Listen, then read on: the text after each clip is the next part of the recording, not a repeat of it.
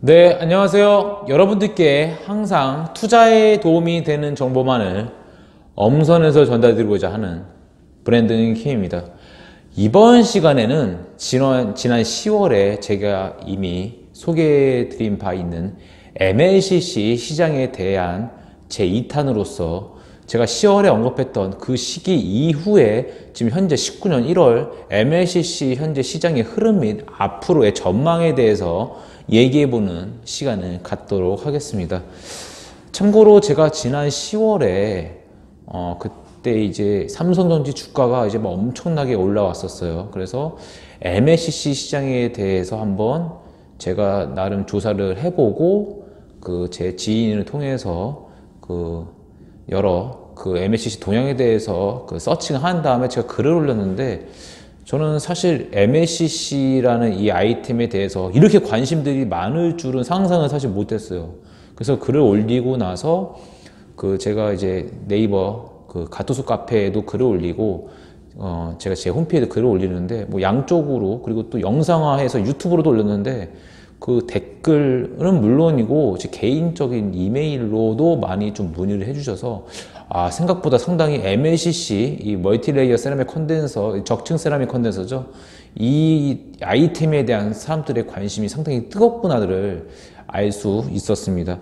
그래서 지금 제가 처음 글을 쓰고 영상을 찍은 지 어느새 3개월이 지났는데, 3개월 지난 현재 시점에서 과연 MLCC 시장이 과연 얼마나 변했을지 한번 얘기해 보도록 할게요.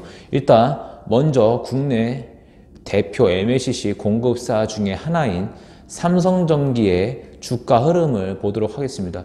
참고로 이 내용은 제 홈페이지 www.heybrandonkin.com 혹은 이렇게 영상으로 보실 분들은 브랜든킴의 스마트머니 구독하셔서 보시면 될 것 같아요. 제 홈피에 그 삼성전기 주가 흐름을 찍은 그 캡처한 사진이 있어요. 제가 이 화면에 띄우겠지만, 작년 약 7, 8월 시점에 그 MLCC 수급 상황이 엄청난 쇼티지에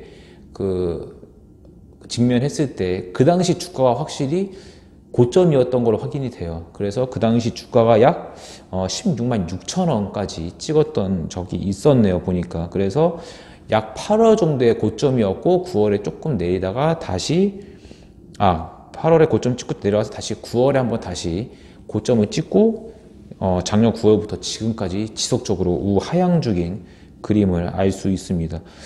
그러면 과연 그때 최고점을 찍었었던 8, 9월 시점에 과연 증권가 애널리스트들은 삼성전기에 대해서 어떻게 보고서를 릴리즈를 했는지 제가 이것 또한 그 제 홈페이지에 캡처를 해놨죠. 그래서 그 애널리스트들을 그 증권 리포트를 요약해 놓은 사이트가 있어요. 한경 컨센서스라는 그 사이트가 있는데 그거 보시면 일목요연하게 정리가 돼 있어요. 제가 한번 보니까 완전히 이런 칭찬 일색이에요. 그래서 뭐 MLCC 완전 호화, 그리고 2019년에도 MLCC의 그런 시장 수급이나 전망은 엄청난 장밋빛이며 그 고성장세는 역시 변함이 없다. 뭐 공급 부족, 뭐 증설효과, 뭐 별 좋은 단어는 다 갖다 붙여서 삼성전기에 대해서 완전히 거의 찬양하는, 거의 찬송가 수준의 리포트들만 가득했습니다. 단 한 건도 삼성전기 MLCC의 그 어떤 수급이 다시 타이트가 아닌, 수급이 워낙 공급이 이제 다시 이제 초과 공급으로 이어진다든지 가격이 꺾였다는 우려는 단 한 리포트도 찾을 수가 없었어요. 작년 9월부터 12월 초까지는. 그래서 참 우리나라 애널리스트들의 현 주소가 참 안타까웠어요, 저 개인적으로는. 그리고 정보력도 확실히 한계가 있구나를 알 수 있었던 그런 증거이기도 합니다. 어쨌든 제가 계속 그 IT 인더스트리에 대한 설명을 계속 해드리고 있는데, 사실 제가 계속 꾸준히 언급한 바 있지만 18년 3, 4Q부터 이미 전 세계 글로벌 스마트폰 시장은 계속 꺾이고 있었습니다. 우하향하고 있었죠. 그래서 제가 삼성전자 작년 18년 실적 휴대폰이 결국 3억대 겨우겨우 3억대를 맞췄다. 그리고 4Q 실적도 엄청 안 좋았는데 겨우겨우 영업에서 밀어내기 위해서 맞췄다는 내용을 이미 언급 드린 바 있었죠. 그래서 참고하시면 될 것 같고요. 이미 이때부터 스마트폰, 그 MLCC의 전방 사업이죠. 스마트폰 비즈가 꺾였기 때문에 당연히 MLCC의 상황 또한 안 좋아진 거는 명약관한 사실이에요. 그래서 당연히 그룹사이자 최대 거래처 중에 하나인 삼성전자 휴대폰 IM 사업부의 그 스마트폰 판매가 당연히 꺾이기 시작하면서 당연히 MLCC의 그 판매 또한 떨어지게 됩니다. 근데 삼성전기는 당연히 내부 목표, 그 컨센서스 이룬 목표치가, 매출 목표치가 있죠. 근데 전방 수요가 꺾이니 당연히 삼성전기 입장에서는 수량을 맞추기 위해서 당연히 프라이스를 깎을 수밖에 없는 상황에 놓여 있을 수밖에 없는 상황이었죠. 그래서 그 작년에 4Q부터 이미 3Q부터 사실 MLCC 상황은 벌써 안 좋은 국면에 접어들고 있었다를 알 수 있을 것 같습니다. 사실 이렇게 MLCC 상황이 이미 작년 3, 4Q부터 꺾였다는 시황은 주가 흐름으로도 알 수가 있어요. 그래서 제가 그 MLCC 주요 빅3 vendor가 있죠. 삼성전기, 일본의 무라타, 대만의 야교, 이렇게 세 기업의 주가 흐름을 제가 가지고 와봤습니다. 먼저 일본의 대표 MLCC 공급업체를 할 수 있는 무라타의 주가부터 보시겠습니다. 역시 딱 삼성전기의 주가 그래프와 일치하지는 않지만 어쨌든 고점 대비 상당 부분 꺾여 내려오고 있음을 확인하실 수가 있고요. 참고로 무라타는 17년에 소니가 했었던 2차전지 사업 부분을 양수받은 바가 있죠. 그래서 무라타는 아마 이쪽 IT 쪽 소재에 특화된 전문 소재 기업으로 거듭나려고 2차전지 폴리머 배터리 사업 부분을 인수하지 않았나 이렇게 생각이 들고 이건 잠깐 참고하시면 될 것 같아요. 그리고 추가로 두 번째로 대만 야교의 주가 흐름을 보시면 좀 더 또렷하게 보실 수가 있을 것 같아요. 왜냐하면 첫 번째로 야규의 주가는 이미 6, 7월에 정점을 찍고 지금까지 쭉 우하향 내려 꽂고 있는 상황입니다. 그래서 지금 보면 주가를 보시면 아시겠지만 삼성전기 무라타보다 훨씬 안 좋은 주가 상황임을 눈으로 확인하실 수가 있죠. 그래서 어떻게 보면 확실히 야교가 삼성전기 혹은 무라타보다 이 MLCC 비즈니스 사업이 훨씬 치우쳐져 있다. 훨씬 MLCC 매출에 컨solidation 돼 있다.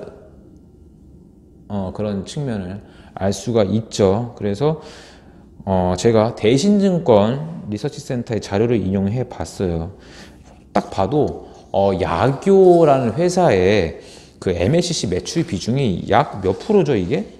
제가 보니까 야교는 한 63.7%.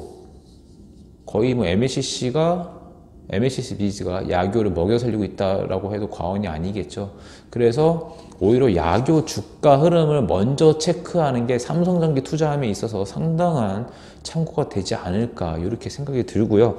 참고로 무라다의 MLCC 매출 비중은 약 34%, 그리고 삼성전기의 MLCC 매출 비중은 약 46% 정도로 확인이 되고 있습니다. 이렇게 좀 참고하시면 될 것 같고, 그리고 제가 말씀드린 바와 같이 작년 9월부터 12월 초까지 완전히 삼성전기 칭찬 일색이었던 증권가 리포트의 분위기가 12월 중순부터 약간 이제 바뀌기 시작을 해요. 뭐 사실 뭐 보니까 이제 그때서부터 이제 불확실성 증가, 재고 조정 불가피, 미중 무역 분쟁 지속에 따른 컨센서스 하향 조정, 이렇게 우리가 또 증권 리포트 보다 보면 뻔히 알 수 있는 말들로 이제 또 도배가 되기 시작합니다. 그래서 삼성전기 주가 목표치를 계속 또 하향 조정하고 있죠. 사실 그래서 참 저도 이제 투자자의 한 사람으로서 되게 좀 웃긴 상황이에요. 그래서 12월 초만 하더라도 삼성전기 주가가 고점을 찍고 12만 원대에 버티고 있었는데 12월 중순부터 다시 또 꺾이기 시작해서 지금 주가는 약 9만 원대까지 밀린 상태예요. 근데 개인적으로는 삼성전기의 주가가 어느 정도 바닥은 아니지만 무릎 정도 지나고 있지 않나 개인적으로 보여집니다. 이건 철저히 개인적인 시간이니까요. 오해 안 하셨으면 좋겠고요.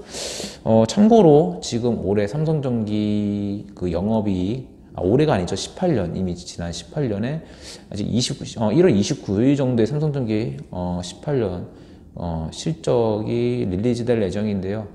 원래는 뭐 1조 6천까지도 영업이익을 바라보았다라는 전망이 있었는데 결국은 하향 조정돼서 결국 최소한 1조는 찍을 것 같아요. 그래서 1조를 베이스로 해서 그다음에 PER을 좀 조정해 보면 약 지금 삼성전기 예상 PER이 약 10배 정도에 이르고 있습니다.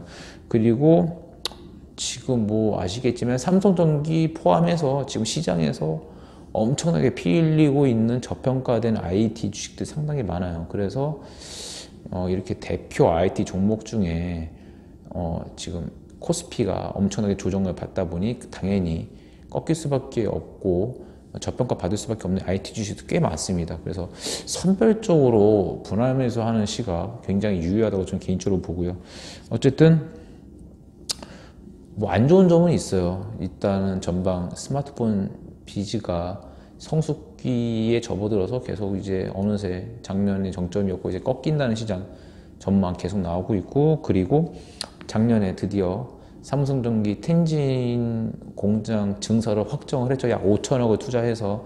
그래서 결국 앞으로 MLCC 공급이 늘어날 거라는 거. 그리고 마지막으로 향후 그 MLCC가 들어갈 수 있는 주요 어플리케이션인 전장산업 그리고 전기차 사업이 있죠. 근데 생각보다 그 시장이 그렇게 빠르게 성장하고 있지는 않고 있어요. 그래서 그 시장이 본격적으로 터져야 MLCC 들어가는 그 삼성전기, 무라타, 야교 입장에서도 좋을 텐데 아직은 시장이 본격적으로 개화되지 않았다. 이런 우려 때문에 약간 MLCC 시장에 대해서 약간 회의론적인 시각이 있는 것 또한 사실입니다. 그래서 어쨌든 제가 참고로 MLCC 글로벌 시장 점유율도 갖고 와봤는데 지금 도표를 보면 무라타가 전 세계 글로벌 시장의 약 34%를 점유하고 있고요.